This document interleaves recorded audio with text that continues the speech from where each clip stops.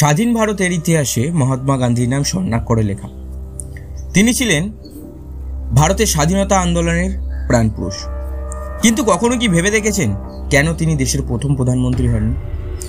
আজকের ভিডিওতে আমরা এই সমস্ত প্রশ্নেরই উত্তর খুঁজব এবং গান্ধীজির সিদ্ধান্তের পিছনে কোন কোন কারণগুলো লুকিয়ে রয়েছে সেগুলো অবশ্যই বিশ্লেষণ করব।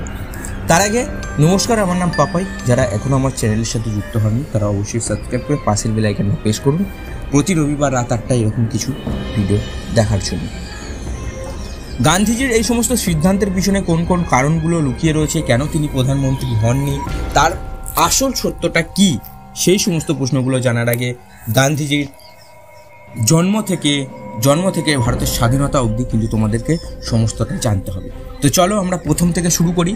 1869 সালে গান্ধীজি 2রা অক্টোবর গুজরাটের পোরবন্দরে জন্মগ্রহণ করেন। তার পুরো নাম ছিল মোহনদাস করমচাঁদ গান্ধী। তিনি ছোটবেলায় অনেক শান্ত এবং অন্তর্মুখী প্রকৃতির ছিলেন।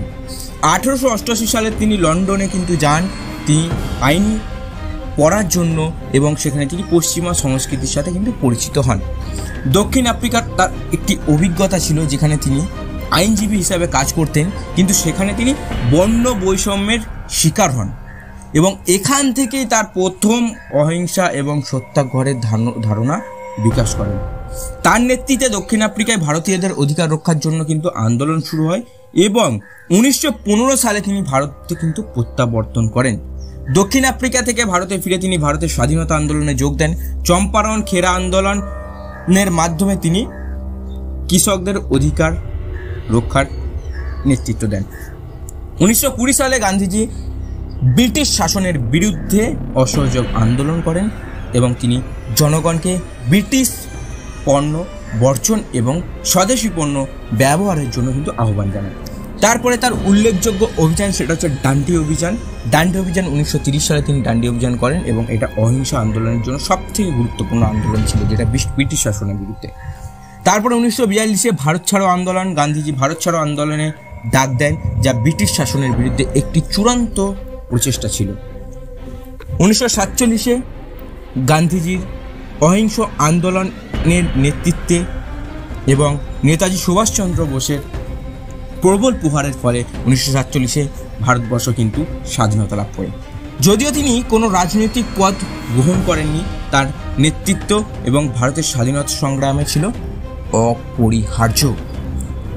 এবার আমরা চলে যাব সরাসরি গান্ধীজির প্রধানমন্ত্রী না হওয়ার পিছনে কোন কোন কারণগুলো লুকিয়ে রয়েছে। প্রথমেই বলি গান্ধীজির রাজনৈতিক দর্শন এবং আদর্শ। গান্ধীজির রাজনৈতিক দর্শন ছিল ক্ষমতার বাইরে থেকে কাজ করা। তিনি বিশ্বাস করতেন যে প্রকৃত নেতৃত্ব মানে জনগণের সেবা করা।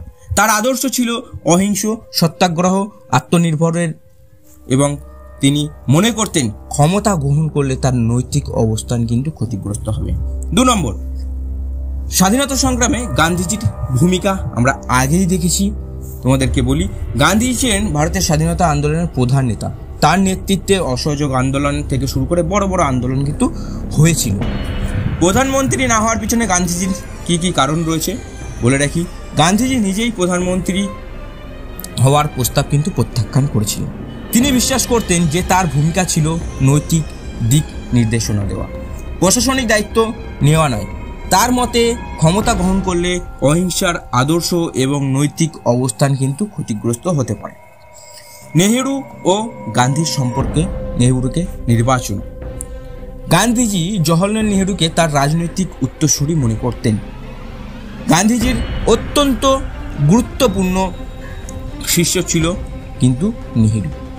তিনি মনে করতেন নেহেরুই ভারতের জন্য সঠিক নেতা এবং তিনি নেহেরুকে কিন্তু তার রাজনৈতিক ধ্যান ধারণা সমস্ত কিছুই কিন্তু নেহেরুকে দিতে থাকে।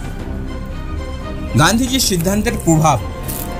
গান্ধীজির ক্ষমতার প্রতি নির্লিপ্ততা এবং গভীর নৈতিক বিশ্বাস তাকে একজন মহাত্মা করে তুলেছে। তাই এই সিদ্ধান্ত শুধু ভারতের রাজনৈতিক পরিস্থিতিকে প্রভাবিত করেনি, বরং নেতৃত্ব প্রকৃত সংজ্ঞা কিন্তু পুনর্নির্ধারণ করেছে। গান্ধীজির আদর্শের বর্তমান প্রাসঙ্গিকতা। গান্ধীজির আদর্শ আজও প্রাসঙ্গিক। তার অহিংস এবং সত্যাগ্রহের দর্শন শুধু ভারতে নয়, সারা বিশ্বে কিন্তু শিক্ষণীয় বিষয়। তার সিদ্ধান্ত আমাদের শেখায় নেতৃত্ব মানে শুধু ক্ষমতা নয়, নেতৃত্ব মানে নৈতিকতার প্রশ্ন। এবং গান্ধীজির প্রধানমন্ত্রী না হওয়ার পিছনে যে সিদ্ধান্তগুলো আমরা শিখলাম এবং যেগুলো আমাদের শেখালো গান্ধীজি, সেটা হচ্ছে প্রশাসনিক ক্ষমতা নয়, নেতৃত্ব মানে শুধুমাত্র প্রশাসনিক ক্ষমতা নয়, বরং এটি নৈতিকতার প্রশ্ন। তার আদর্শ এবং দর্শন আজও আমাদের পথপ্রদর্শক। তাই এই সিদ্ধান্তের প্রভাবে ভারতের ইতিহাসে কিন্তু চিরস্থায়ী এবং স্বর্ণাক্ষরে লেখা। এবং এটাই বলা যায় যে গান্ধীজি ছিল দেশের প্রাণ এবং গান্ধীজি ছিল মহাত্মা। তাই আজও গান্ধীজির প্রতি কিন্তু আমাদের দেশের সমগ্র এবং একাংশ ব্যক্তিত্ব কিন্তু তার কাছে কিন্তু মাথা নত করে। চলুন আজকের ভিডিওতে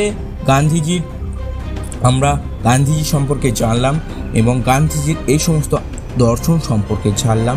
যদি ভিডিওটাতে তোমরা নতুন কিছু জেনে থাকো অবশ্যই সাবস্ক্রাইব করো এবং পরে তোমরা কোন ভিডিও দেখতে চাও, Bangla documentary video, Bangla documentary channel recent পাপায়ে আমরা নিয়ে আসতে পারবো এবং হিন্দিতে আমরা ভালো ভালো ডকুমেন্টারি ভিডিও দেখি, আমরা সেই সমস্ত